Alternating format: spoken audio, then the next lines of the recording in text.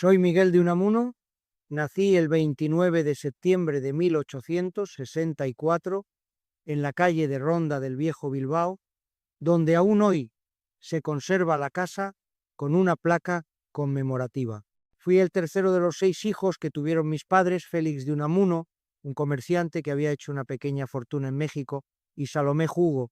Siendo aún muy niño, tuve que vivir 2 experiencias que marcaron mi carácter y que reflejé por escrito en mis primeras obras: la muerte de mi padre y el sitio de Bilbao con el estallido de la Tercera Guerra Carlista.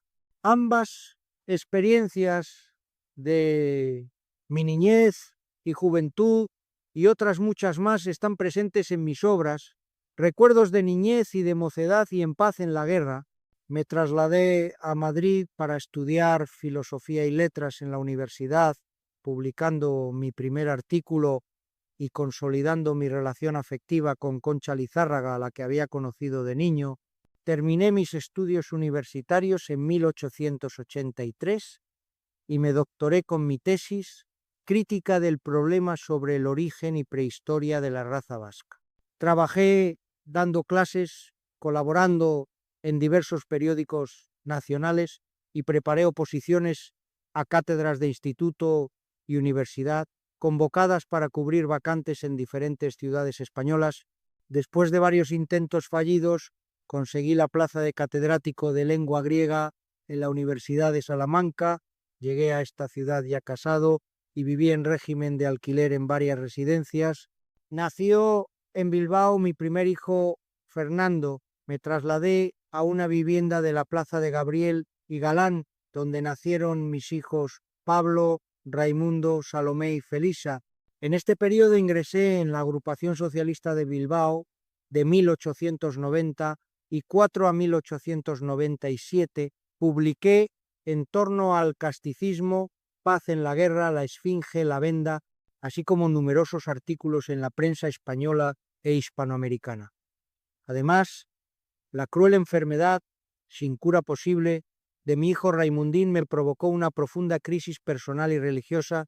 A comienzos del curso académico del año 1900, fui el catedrático que debía pronunciar el discurso inaugural, resultando este tan innovador en sus propuestas educativas que motivó mi elección como rector de la universidad.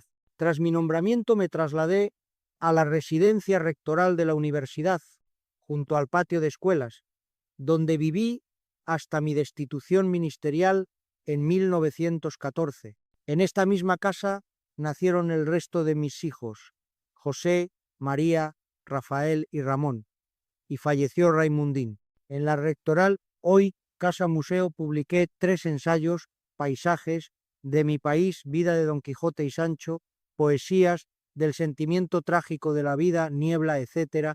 Cuando en 1914 tuve que dejar la residencia de la universidad, me trasladé a la calle Bordadores, junto a la llamada Casa de las Muertes y al convento de las Úrsulas, manteniendo mi actitud comprometida ante la sociedad e iniciando una fuerte actividad política. Durante la Primera Guerra Mundial apoyé a los aliados frente a los germanófilos, visitando el frente italiano con hazaña y Américo Castro. Fui candidato a diputado por el Partido Republicano de Vizcaya. Mantuve un enfrentamiento abierto contra el rey Alfonso XIII, llegando a ser procesado por injurias hacia su persona, siendo condenado a prisión y posteriormente indultado. Publiqué en este periodo mis obras más conocidas: El Cristo de Velázquez, La tía Tula, Rosario de sonetos líricos, Abel Sánchez, y disfruté de un reconocimiento y admiración muy merecidos. Mi persistente campaña contra la monarquía y el directorio militar del general Primo de Rivera me ocasionó el destierro a la isla canaria de Fuerteventura, donde permanecí en 1924 hasta que, ese mismo año, huí a Francia, aún indultado, prometiendo no volver a España hasta que Primo de Rivera dejara el gobierno. Allí estuve junto a Eduardo Ortega y Gasset, Vicente Blasco Ibáñez y otros españoles exiliados. Cumpliendo mi promesa, volví a mi tierra con la caída del dictador, viviendo un recibimiento apoteósico a mi paso desde Hendaya hasta llegar a Salamanca, donde volví a ejercer como catedrático de Historia de la Lengua Castellana en la universidad.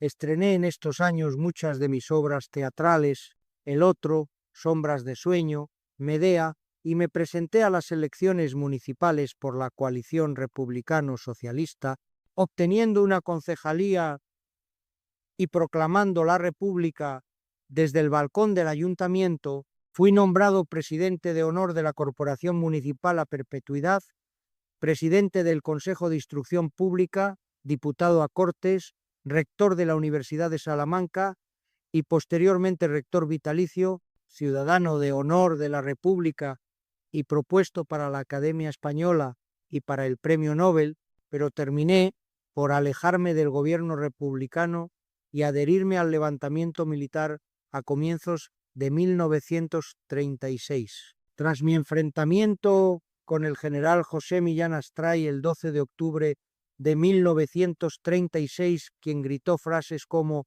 «Muera la inteligencia». En el Paraninfo de la Universidad de Salamanca viví uno de los episodios más recordados de la Guerra Civil Española.